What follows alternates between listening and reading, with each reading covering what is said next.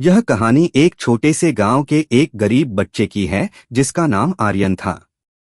आर्यन की मां बहुत बूढ़ी व अंधी थी और उसकी छोटी बहन भी शिक्षा पाने के लिए संघर्ष कर रही थी।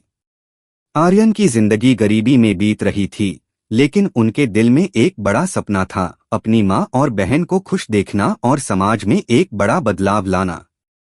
आर्यन की मां हमेशा उसे एक ही बात बताती थी कि तू जितना मुश्किलों से लड़ेगा उतना ही मजबूत बनेगा। हालांकि उनकी मां अंधी थी, लेकिन उनके जीवन के संघर्षों ने आर्यन को सिखाया कि सच्ची सफलता कठिनाइयों के बीच से निकलने से ही प्राप्त होती है।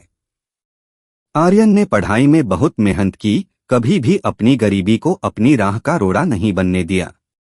उसने अपनी बहन को भी शिक्षा के महत्व के बारे में बताया और उसे स्कूल भेजने का सपना देखा।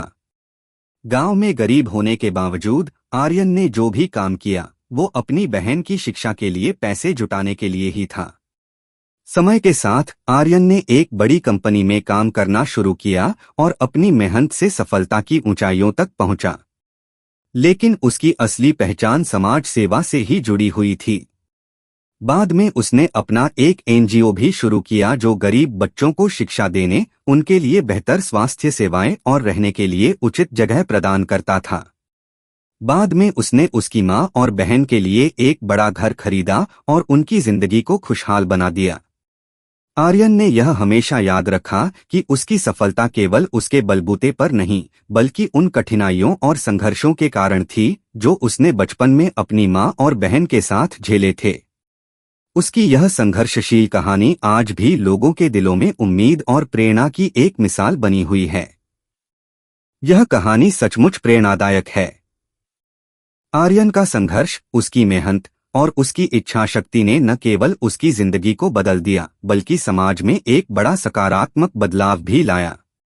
उसकी मां और बहन के लिए की गई मेहनत और त्याग दर्शाता है कि असली सफलता केवल आत्मसंतोष और दूसरों की मदद से मिलती है। यह कहानी हमें यह सिखाती है कि कठिनाइयों के बावजूद अगर हम सही दिशा में मेहनत करें तो कुछ भी असंभव नहीं है। यह कहानी न केवल आर्यन के संघर्ष को उजागर करती है, बल्कि हमें यह भी सिखाती है कि बदलाव लाने के लिए किसी के पास शक्तिशाली संसाधन नहीं, बल्कि सच्ची इच्छा शक्ति और दिल से किया गया प्रयास होना चाहिए। आगे भी ऐसी ही कहानियां सुनने के लिए आप लाइक और कमेंट करें तथा मेरे चैनल को सब्सक्राइब करें। धन्यवाद।